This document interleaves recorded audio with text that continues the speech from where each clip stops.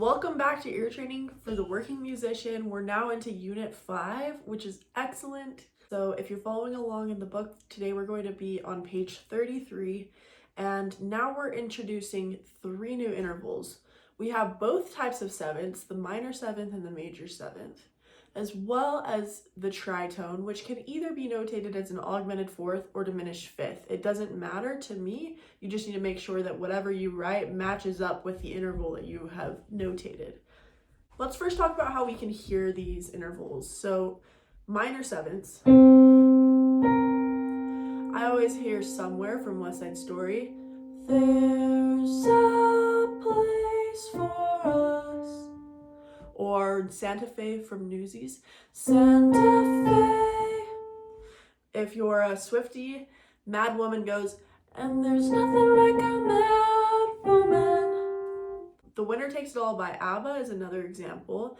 The winner takes it all. So there's a few examples for you for ascending. Harmonically speaking, if I hear these together, I'll either fill in the inner voices like with a dominant seventh, or I'll count my way up. I'll go like do, re, mi, fa, sol, la, te, do. So if I'm singing a la and a te, I know that it's a minor seventh. So that's just the Dorian mode. I was just singing. That's one way that you could check it. You could also just sing a minor scale like do, re, mi, fa, sol, la, te. For descending, I always think of the piece An American in Paris by George Gershwin.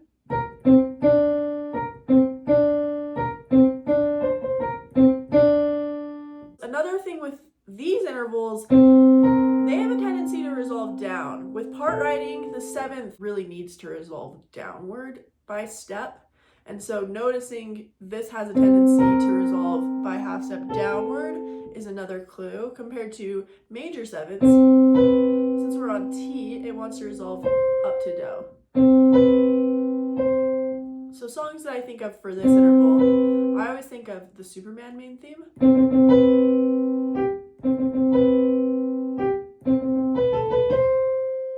There we go. I'll think of Don't Know Why by Norah Jones. I waited till I saw the sun.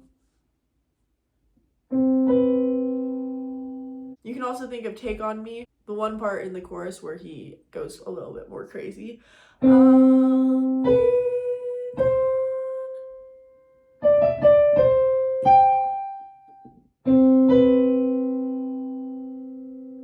Harmonically speaking, this one's a little bit more dissonant to my ears.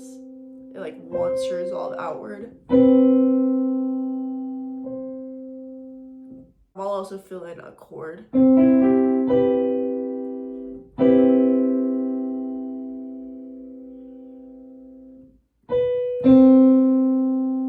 Descending, I feel like I just tend to flip it. Ba-dee-da-da. And then check my work with scales. Do, re, mi, fa, sol, la, ti. Let's talk about augmented fourth and diminished fifth songs. So tritone sounds like this. The Simpsons theme song is really good. You also have Maria from West Side Story.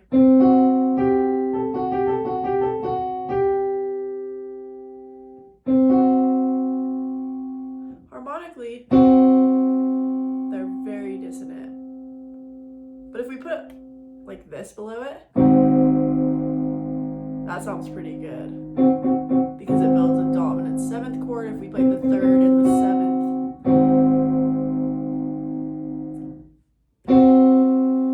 But I always think of the piece Danse Macabre by Camille Saint-Saëns for my augmented fourth harmonic. It sounds like this. You probably have maybe heard that, but it starts with the tritone. The other thing that you can notice is the top notes outline a descending tritone pretty well. You have this here, here, here, here, here. So that's a good one to use, and that's a really fun piece, so check it out if you don't know it. Anyway, let's go ahead and try to identify some of these. This is interval identification and notation. You'll specify whether the two pitches are a minor seventh, major seventh, or augmented fourth / diminished fifth. Notate the second pitch using a half note. We're starting with bass clef on D.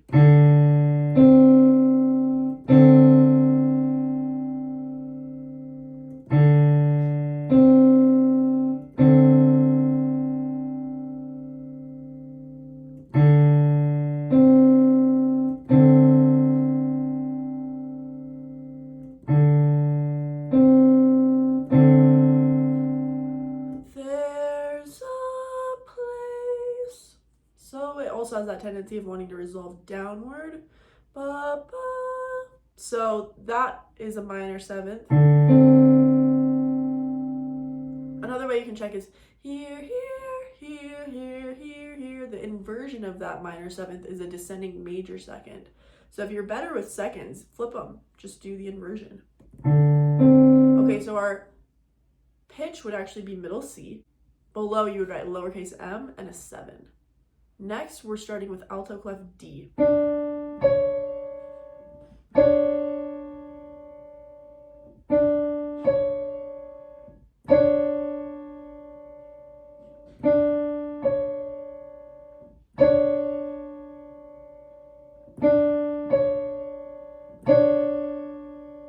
So do to T because it wants to go back to do. Has that tendency of wanting to resolve. You can check do, re, mi, fa, sol, la, ti. So in the key of D major, our T would be C sharp. So we're going to C sharp. Below you would write capital M7. Let's go to the next one, starting with treble clef B.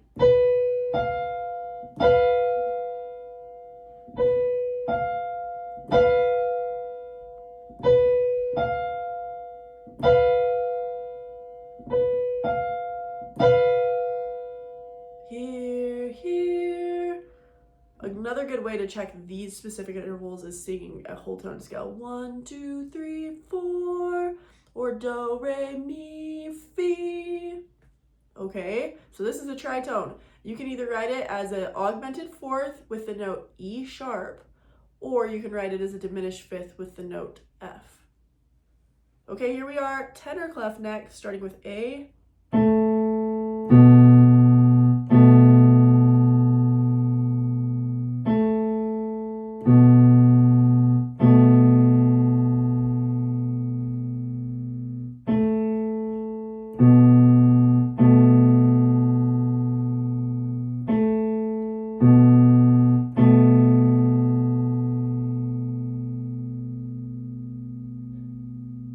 So you could check this by going do, ti, la, sol, fa, mi, re. Do going down to a re is actually a minor seventh. So this is a minor seventh, lowercase m7. The pitch below would be a B natural.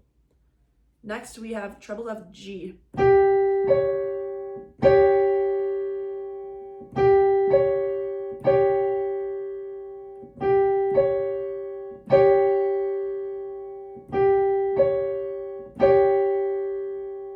Here, here, 1, 2, 3, 4, do, re, mi, fi. So we have a tritone again. You can write this as a diminished fifth with a D flat, or also an augmented fourth with a C sharp. It doesn't matter. Next we have G sharp and bass clef.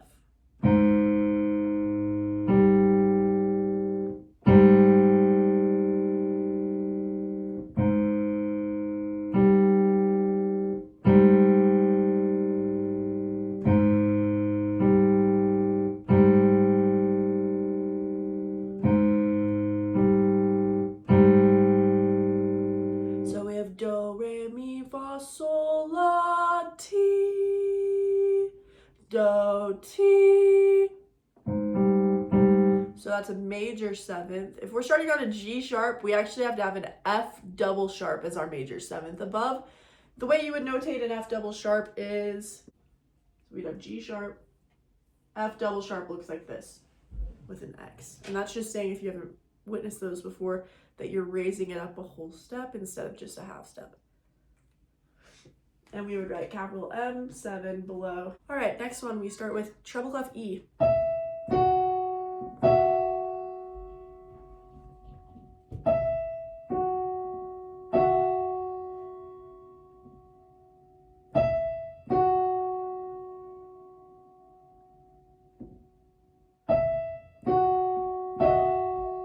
Sorry about that one. So we have do, ti, la, sol, fa, mi, re, do, re. That's another minor seventh example. So we would end up on F sharp below that E. We'd write a lowercase m7. Next we have G in alto clef. 1,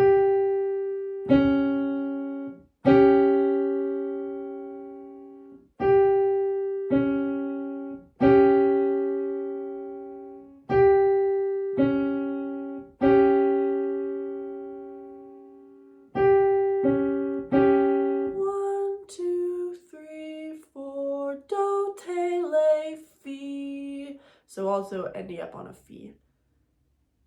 This is a tritone again. You can notate it as either a D flat with an augmented fourth written below, or a C sharp with a D5 written below. For augmented, you would just write capital A4. Okay, next we have bass clef F.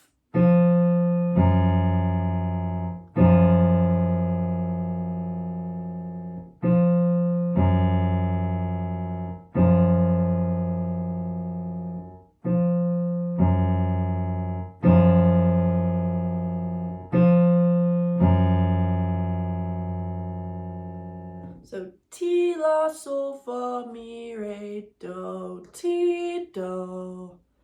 We were on F, and so we ended up on a G flat below that. It's going to be a major seventh, so capital M7. Okay, last one, we start with a tenor clef F.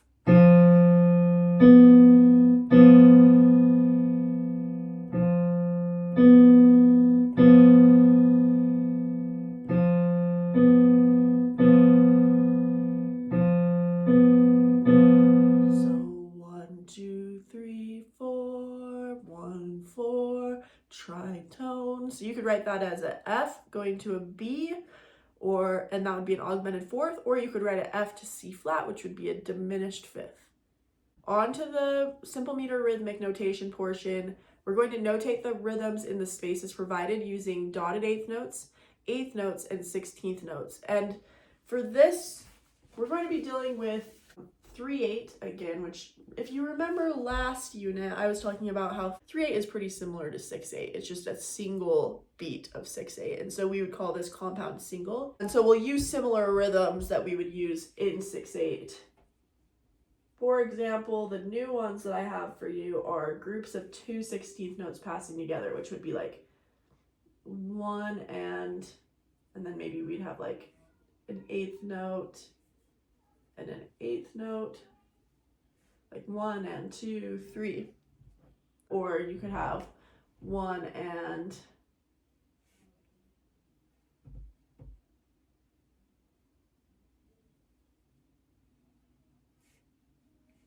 2 and 3, or 1 and 2 and 3 and, etc. But we're also going to still be utilizing the rhythms that we were talking about back in Unit 4.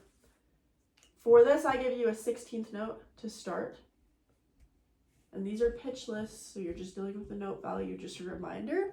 And then to end, I give you a dotted quarter note, so that means that last measure is covered for you. You don't need to put any more notes in there. All right, let's give this a try. 1, 2, 3, ready, set, go.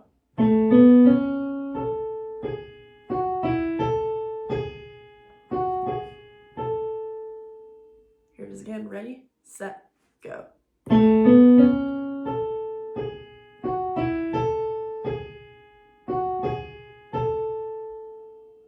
Here it is again, ready, set, go.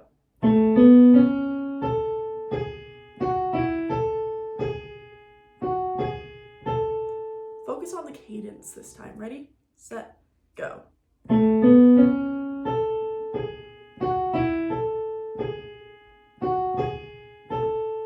The cadence sounded like 1, 2, and 3, 1, 2, 3. So we're utilizing that same dotted rhythm that we did last unit in measure 3.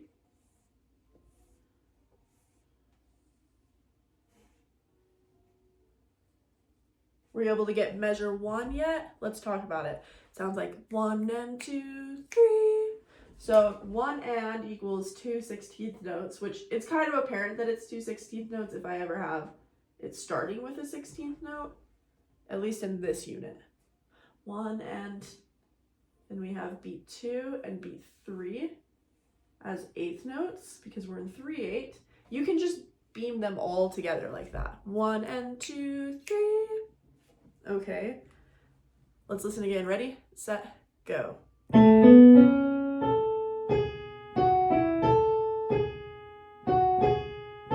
Here it is one more time. Ready, set, go.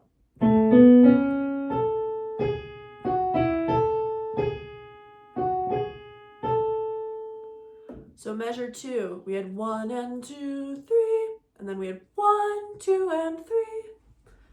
So that would be 8th, 16th, 16th, 8th. They'll all be beamed together.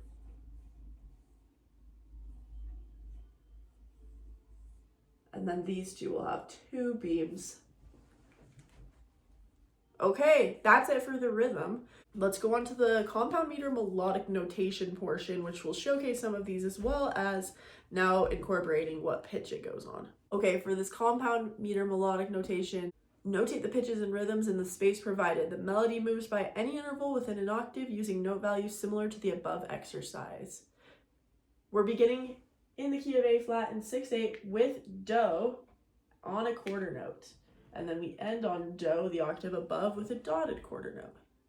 Here's that key. And here's the melody. Ready? 2, 3, 4, 5, go.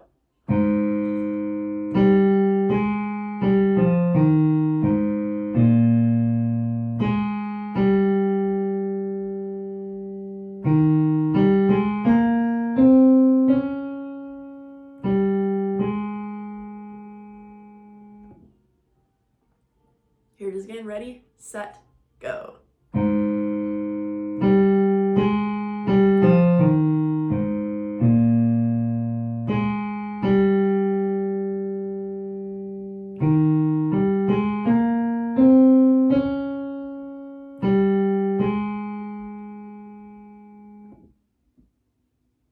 All right, one more time. Focus on the first measure. Ready, set, go.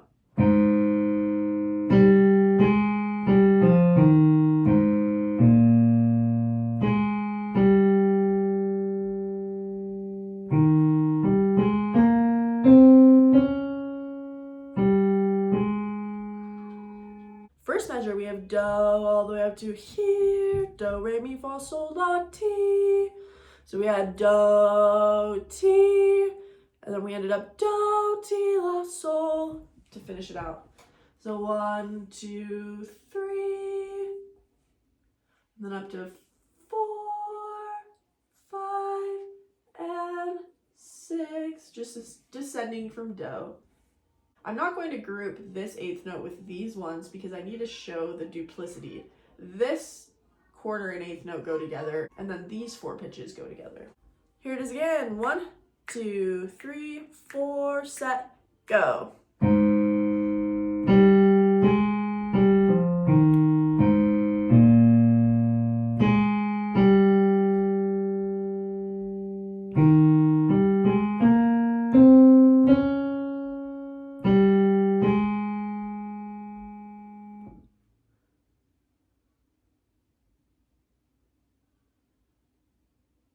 Here it is again. Ready, set, go.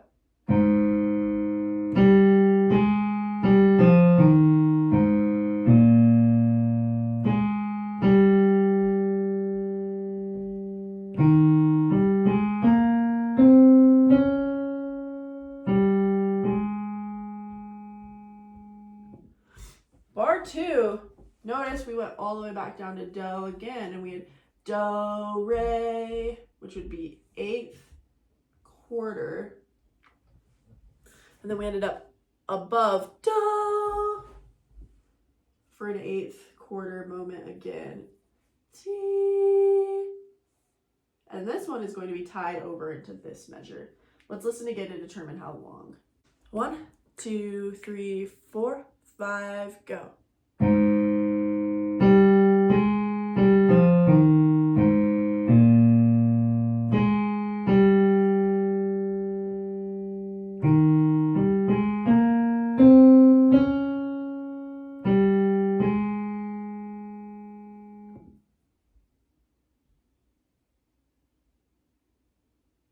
Okay, if you were able to catch on, this was held for 2 eighth notes worth, so we'll just make this a quarter note.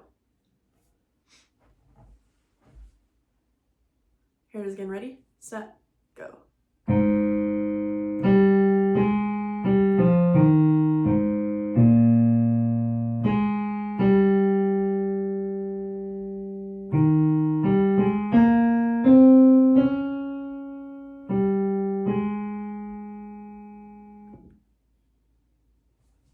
Were you able to get that last measure? Because we had T, do, which would be eighth than that. The pitch before was here. So if this is do, we go do, re, mi, fa, and we ended up on fa, which had that fa, ti, which is the tritone, and it went fa for 2 eighth notes worth, and then ti, do. Okay, let's figure out this last measure in the middle. Ready, set, go.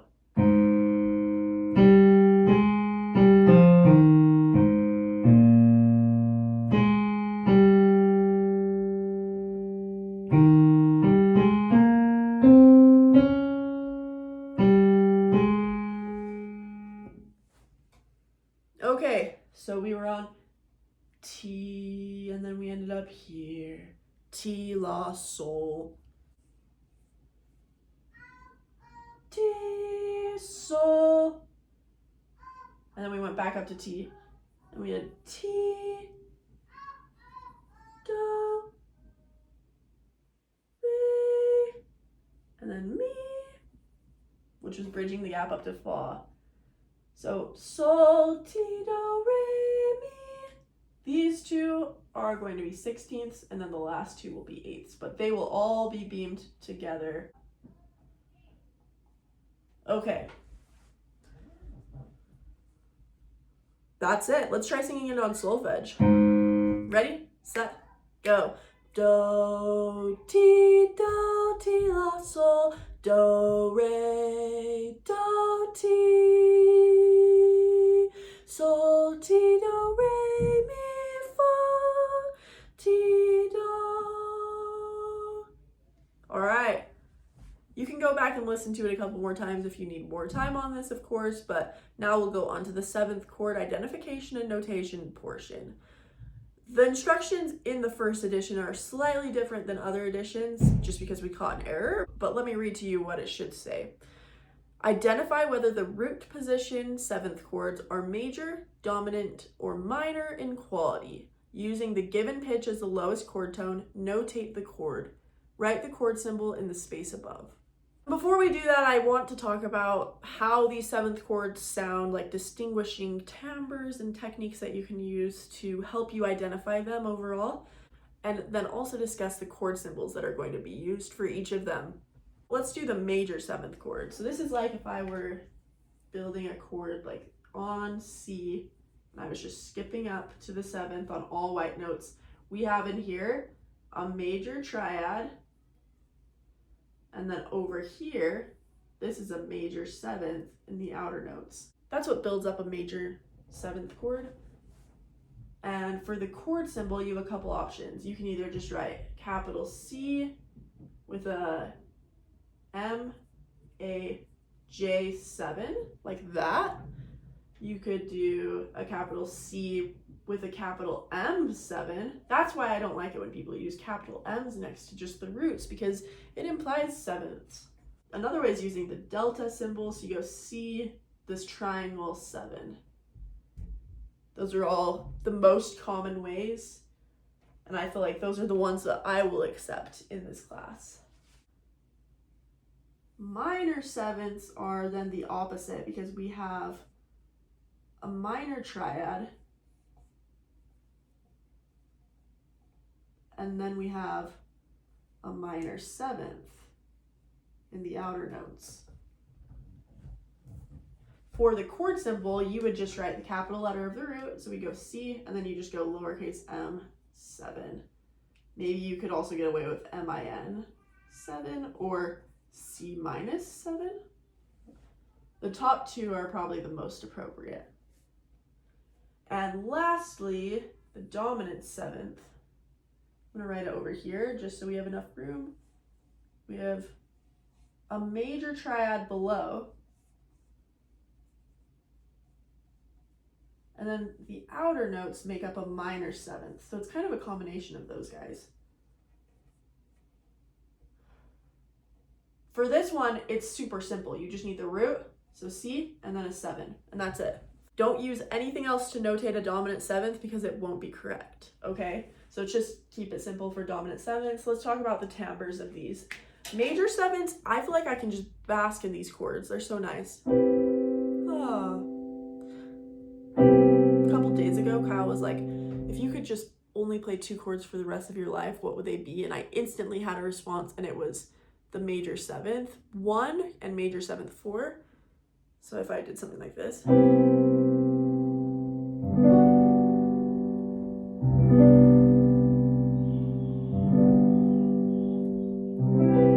just is so nice. It also has a tendency of that wanting to resolve upward. Dominant sevenths are going to be similar because we have a major triad, but then our seventh above is a minor seventh, and it sounds like this. I feel like these always remind me of just like jazz hands, like kind of cheesy. Even though they're necessary, they are really cheesy sounding.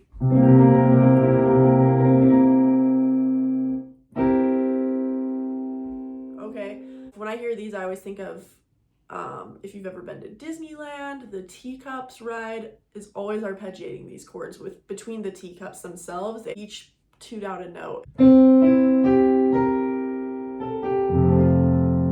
Something kind of like that. These also have tendencies of wanting to resolve downward because sevenths like to resolve down compared to this seventh likes to resolve up. Okay, so that's another way to tell. Minor sevenths. Whenever I hear this, I think of Piano Man. I think it starts like this. It also always sets up the 2-5-1.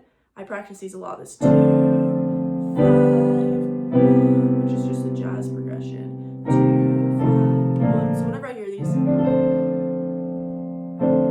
hear it wanting to resolve downward as well.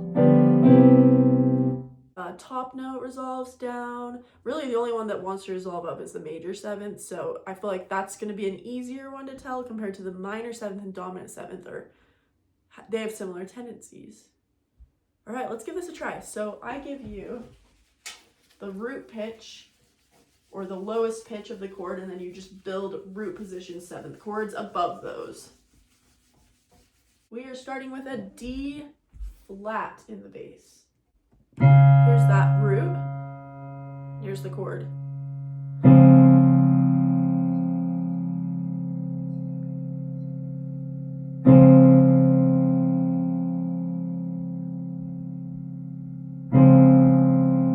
Hear how it wants to go up.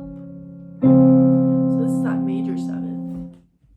We would have to go D flat, F, A flat, and then C, because you think of the key of D flat major, the 2 white notes are F and C. So these will not have any accidentals next to them. The chord symbol, I'll just do D flat, triangle 7 for major 7. You can also do a capital M7 or M8J7. I have F as the root in this tenor clef example. Here's the root. Here's the chord.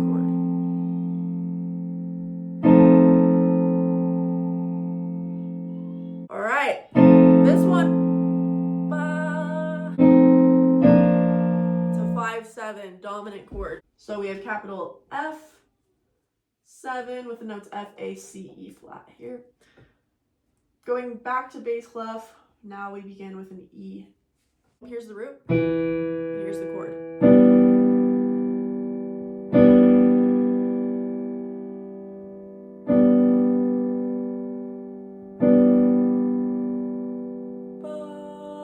Wants to resolve down, ba-da. So now you have to figure out if it's like a major or minor triad below, because we've determined it is a minor 7th now. Let's see if we can fit major solfege within that first triad. Do, re, mi, fa, sol. Okay, that doesn't work.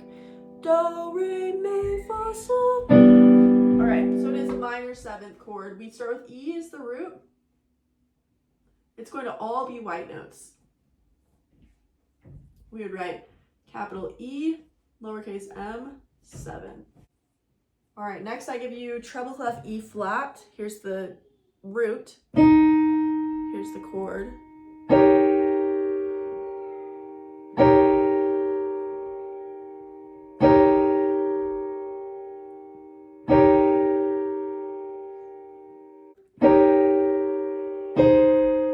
It's very cadential when it resolves the top note down. If it sets up a really nice cadence, that's going to be a 5-7. So we'll call this E flat 7, keeping it simple. You would have a major triad, so E flat, G, B flat, and then a minor 7th, so E flat to D flat. Okay, the last one on this line is going to be a alto clef B. So here's the pitch, here's the chord.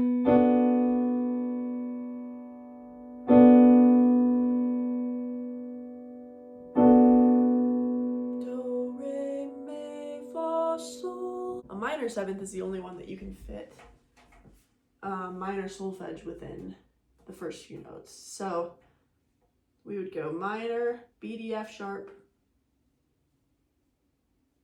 and then we have A natural. Okay, so this is capital B. We'll do minus 7 this time. The next line begins with an F in bass clef. Here it is. Here's the chord.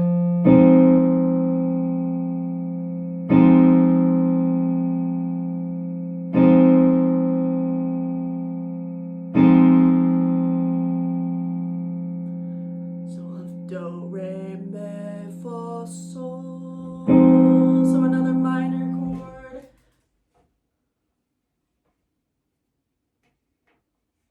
So we'd build the minor triad F, A flat, C, and then we'd have E flat on top. For the chord symbol, I'm going to write it, let's write it below this time, just so that I have room. We'd write capital F, lowercase m, 7, or minus 7 works too. Okay, next we have alto clef A. Here's the A, here's the chord.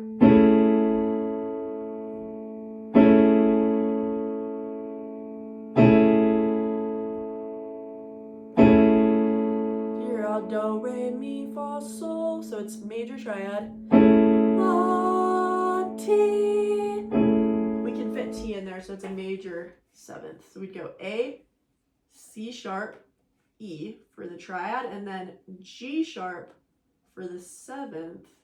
We could go capital A, triangle 7, or capital M7, or MAJ7, whatever. Next we have treble clef F sharp. Here's the F sharp, here's the chord.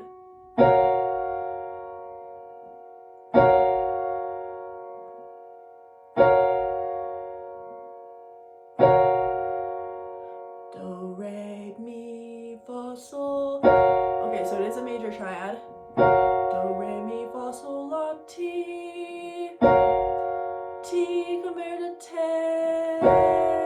Okay, so major 7th here again. We'd have F sharp, A sharp, C sharp, and then E sharp.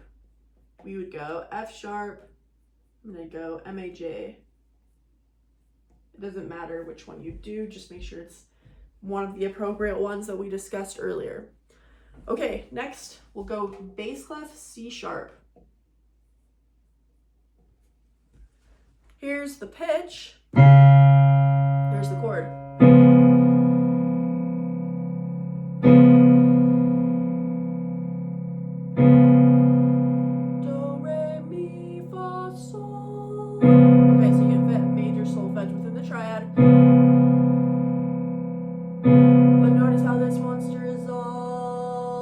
down, compared to major 7th likes to resolve up. So this is going to be a dominant 7th. We'd go C sharp, E sharp, G sharp, and then a B natural, and call this C sharp 7. That's your only possible answer for this one. And last one, good job. We start with B flat in treble clef. So here's the B flat, here's the chord.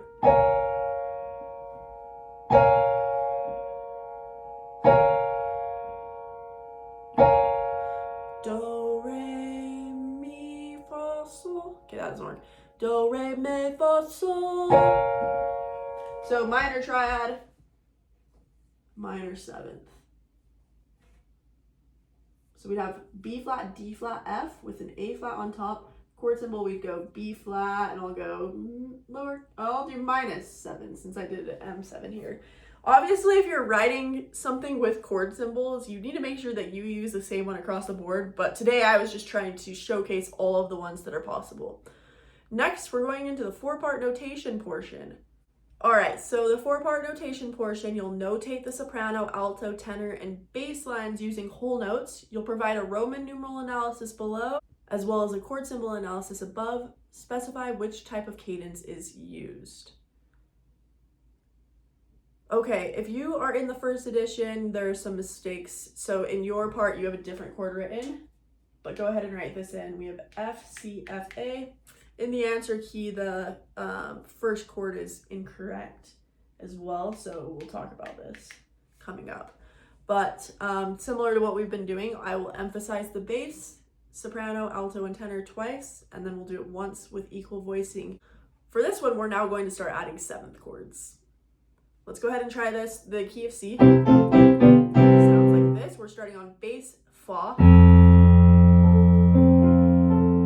Here we go. Here we go with the bass emphasized. Here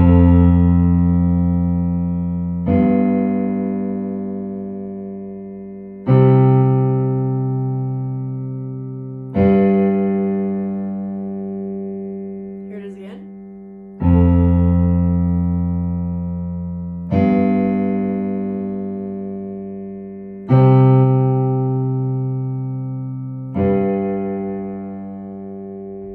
Okay, so we had fa, and then it just stepped up to sol, and then that put us up to ba da da, sol la ti do, and then it went back down to sol for the last chord. All right, let's listen to the soprano line. Soprano starts on la. Here we go.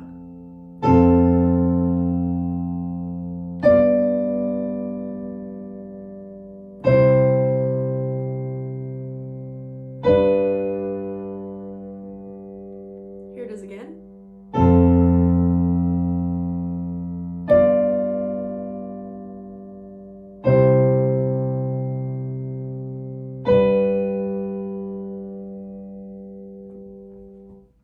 So we had la up to here, la ti do re.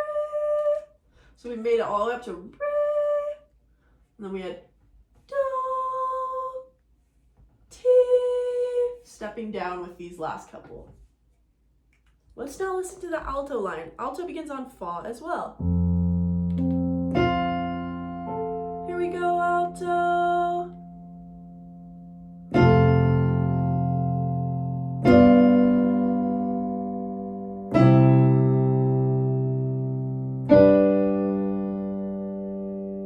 Here it is again.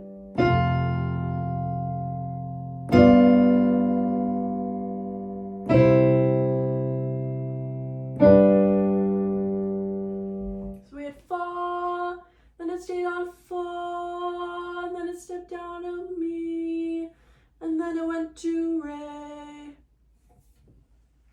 All right, here's the tenor line. Starts on do. Here we go.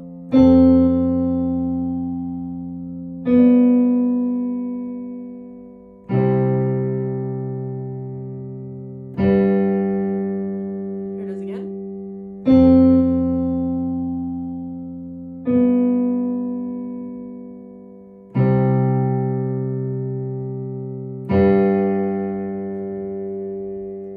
So we had do, ti, and the leading tone was frustrated. It didn't resolve back to do. It went down to sol, which helped finish out this chord.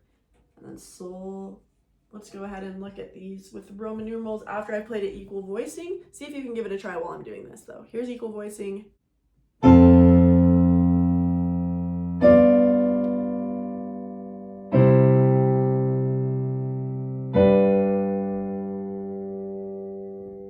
Alright, so our Roman numerals, we have F, C, F, A.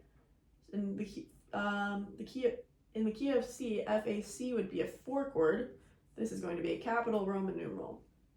Then we have the notes G, B, F, D. So G, B, D, F builds a 5-7 chord in root position. This is C, G, E, C. So this would be C, E, G, or a 1 chord. And then this G, G, D, B. Sorry, I have the logo. I have the Hall Leonard logo right here, so it's kind of in the way, but we'll go like this. 5 for that. Let's do the chord symbols. So we keep it pretty simple with major triads, just the letter. This is an F chord, and it's capitalized. This is a 5-7, so we just talked about these chord symbols today. If it's a dominant chord, you just put the 7. So this is just G7. Here's 1, which would be C. And then 5 without the 7 is just G. For our cadence type, if we have a 4, 5, 7, 1, 5, if we're going 1 to 5, that is a half cadence.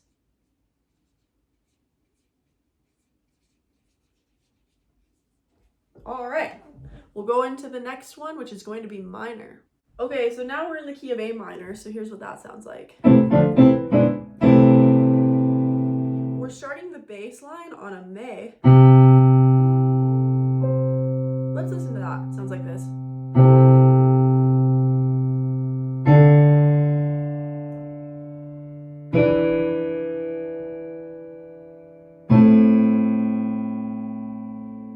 Here it is again.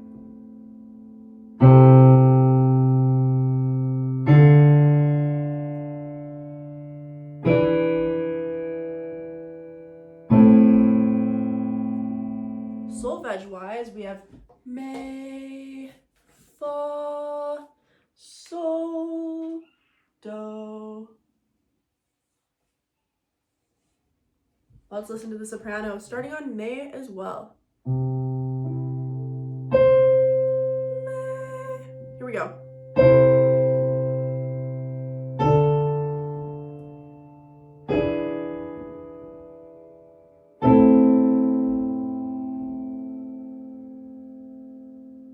Here it is again.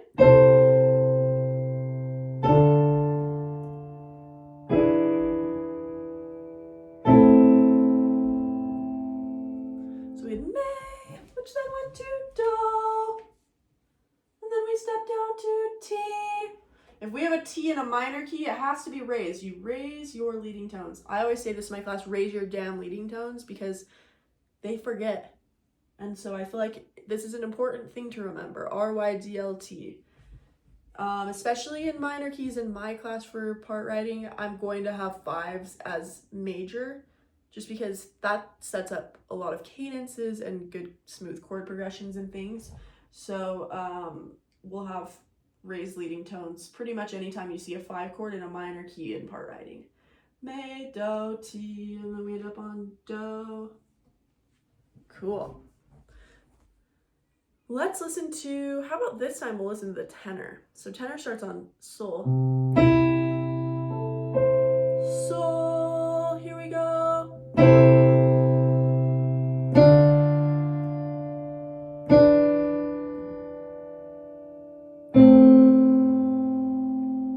Here it is again.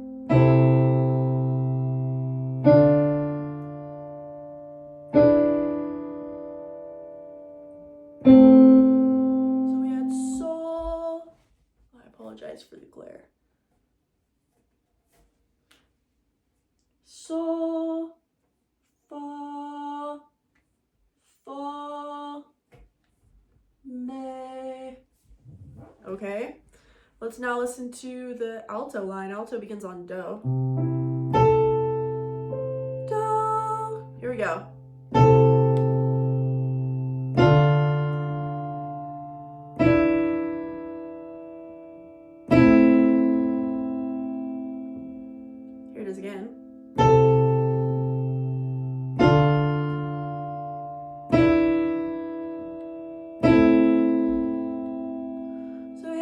do to here, do re, or do te le. Then we ended up on sol, sol. Okay, let's look at these Roman numerals next. So we have the note C, E, A, C. So A, C, E. With C in the bass, that's going to be a first inversion chord. So we go lowercase 1, 6. Next, we have the notes D, D, F, A. So D, F, A in this key is a 4, and this is lowercase 2 because it's minor and it's in root position. Now we have the notes E, D, E, G sharp. E, G sharp, D, E is implying that there's a fifth missing. And so this is actually just a 5-7 chord. Then we have A, C, E, A. So that A, C, E is a 1 chord in this key. If we ever have something omitted, it is going to be the 5th of the 7th chord, just because we need to have the 3rd to tell us whether or not it's like a major or minor triad. And then you also need to have the 7th. For the chord symbols above, we will go capital A with a lowercase m. We don't want to write this as just a lowercase a, even though we do that down here. They're different worlds. This is like the classical world. This is like the jazz pop world. Okay, 4, we could go D lowercase m or minus. Either works. This one, 5-7, we would just call it E7. That's it. And this is a 1, so we'd call this another A minor. For our cadence, 1, 6, 4, 5, 7, 1. This nice thing here, we have a predominant, dominant to tonic. This sets up a really solid cadence. We have both of them in root position, and you also have the tonic in the soprano line on the last chord. So this is our perfect authentic cadence.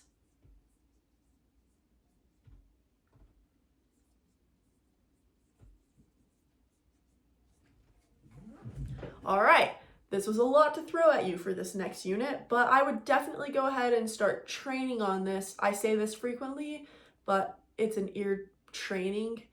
This is something that you need to practice and get good at. You wouldn't just expect to show up to the gym and all of a sudden be ripped, just as you shouldn't expect to show up to this class and all of a sudden have the skill. It's something to work on. If you need to work on it, I would definitely use resources like Teoria, or just go ahead and listen to these videos with a blank staff paper, even if you've heard them before.